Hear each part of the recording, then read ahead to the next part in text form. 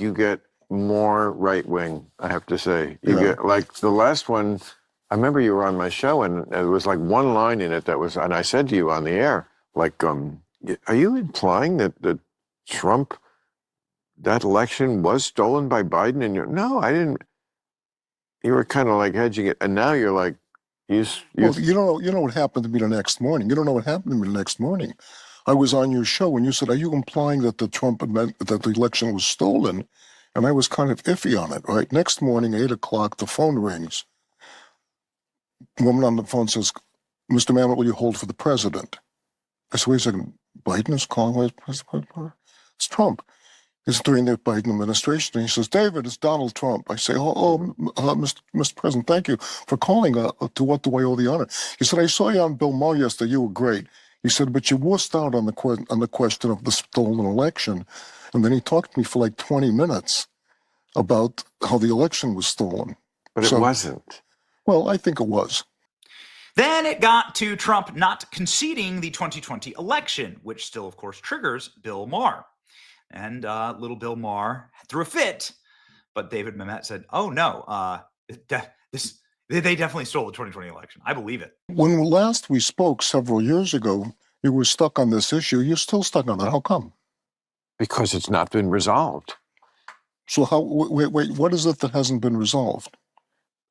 The asymmetry of American elections. The fact that if one party, the Republican Party, wins the election, the other party goes, okay, you win some, you lose some, and they go home. So Hillary Clinton went home, Kamala Harris went home. Yeah. You can't imagine Trump ever going home. Excuse me. Now what you're doing is injecting metaphysics into what might be a matter of. So the question is not what he did. The question is not even what he might do. What you've just said is one can't imagine what he would do. But on the other hand... No, I don't have to imagine what he did in 2020, which was never concede the election. I'm not even... Dude, he didn't have to concede the election. He lost. If somebody is beaten in a prize fight and the other guy gets the belt, the person who's beaten does not have to concede. It's not necessary. He's lost. Well, it is necessary. The analogy falls down because that if a prize fighter loses, it doesn't inspire people to riot. How did he inspire people to riot? By not conceding the election. Oh, come on. What?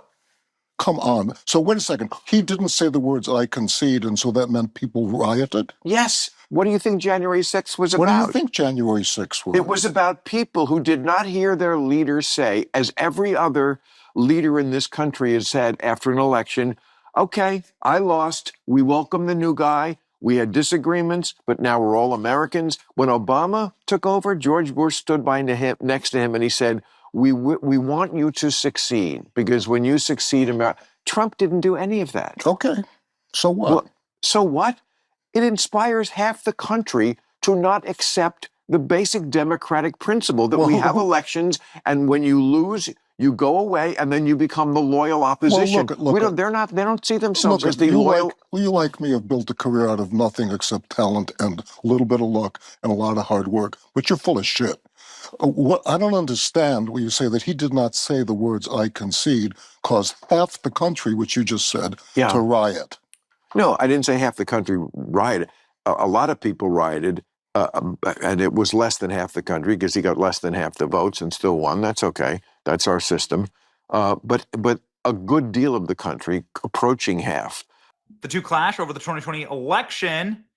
Bill Maher tries to get down into the details, and so does David Mamet. Just leave it to the playwright to know what he's talking about here. Go. They've adjudicated this. They've looked at this.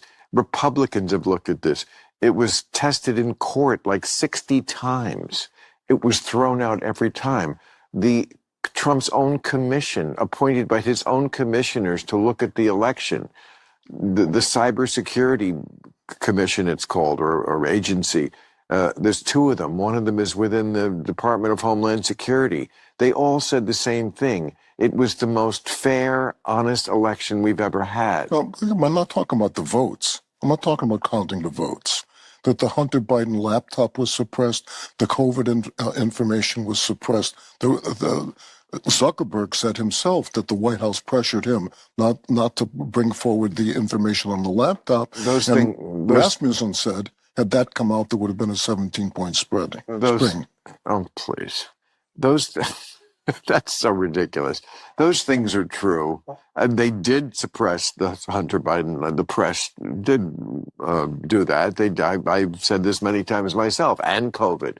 Nobody was more out there about fuck you on we weren't allowed to hear about what we wanted to hear about COVID than I was. But would it have swung the election? Every election, some things are suppressed. It's not a very fair game, politics. And Bill Maher still proves that he's a Russiagator, which is incredibly sad, right? I thought Bill Maher was kind of coming around. He had dinner at the White House with Trump, but here we go. He certainly invited another country to do things, and they took advantage of it, of course. How? Would it have made a difference? I don't know. How did they take advantage of it? Well, Trump's campaign manager was sharing polling data with a GRU agent. Maybe. Well, okay, that's something that, I mean, even Nixon didn't do that. Wait, this is the first that I've heard. A, and B, if it's true, and I'm not saying that it is, how did that influence the election? Well, we know that Russia would put things on the internet that weren't true just to get people fighting, that kind of stuff. Like what? They would say, like, the Pope, they would put up some meme about, the Pope is backing Trump. It wasn't true, but people believed it, and then they started fight over it.